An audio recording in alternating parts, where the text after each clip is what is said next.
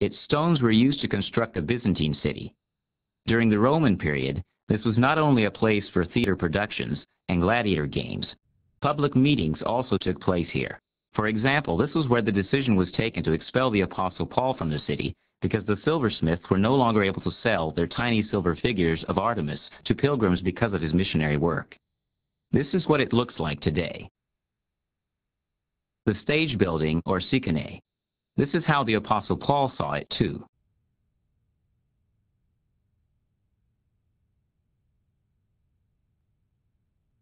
The spectators' seats with a canopy at the top. From here, we can glance westwards over the Roman city. We can see the port and the Arcadianae in the background again.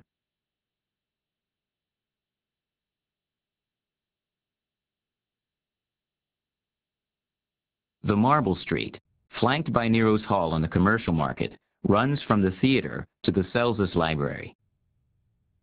The governor Celsus had this built at the beginning of the 2nd century as a library, the municipal archives, and his tomb. The library fell into ruins after the earthquake at the end of the 3rd century. The magnificent facade looks like this today. It is the emblem of the current archaeological site. What looks like a small round temple was a Roman water clock. A magnificent stairway led to the heart of the Celsus Library.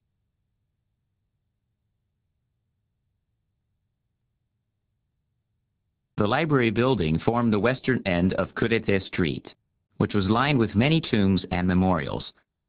Rich people had their houses on either side of it, near the city center. This octagonal building, for example, is the tomb of Arsène IV, Cleopatra's sister. This was Roman town planning.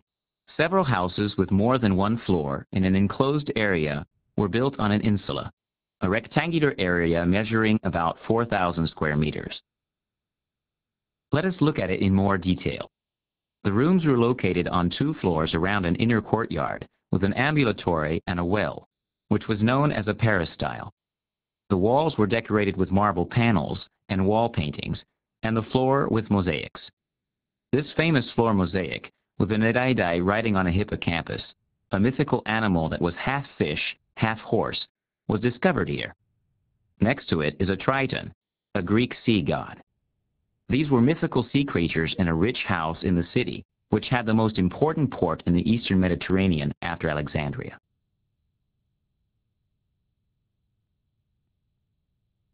During the 250 years that they were used for residential purposes, the peristyle houses were converted and redesigned several times.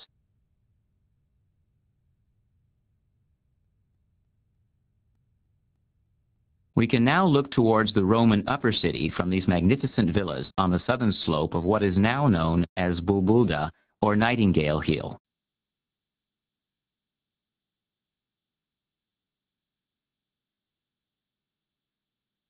This was home to the state market, the government district of Ephesus, a square with buildings around it.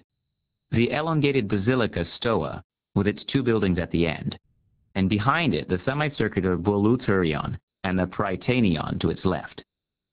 A temple, public buildings, and a well completed the collection of buildings.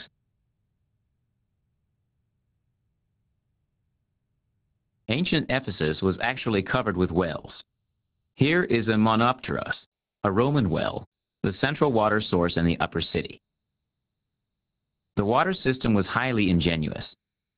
Fresh water from sources to the south and east of the city was fed on aqueducts, and then into main pipes and secondary pipes along the insulae, to houses, wells, gymnasiums, and pools, to cater for drinking water, hygiene, and firefighting.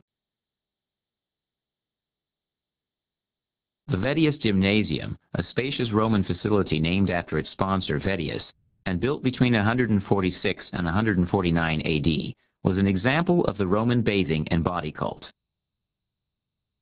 The Palaestria, the courtyard with arcades for sporting activities. The Vedius Gymnasium was still used as a bathing pool between 300 and 500 AD before it fell into greater decay from the early 6th century onwards. The theater was also just a ruin during the Byzantine period. The Celsus library became the facade for a well, and the terrace houses were turned into a craftsman's district. The foundations of the Monopteros were well used for a different purpose. A church was built, the so-called Tomb of Luke, who according to holy legend was buried in Ephesus.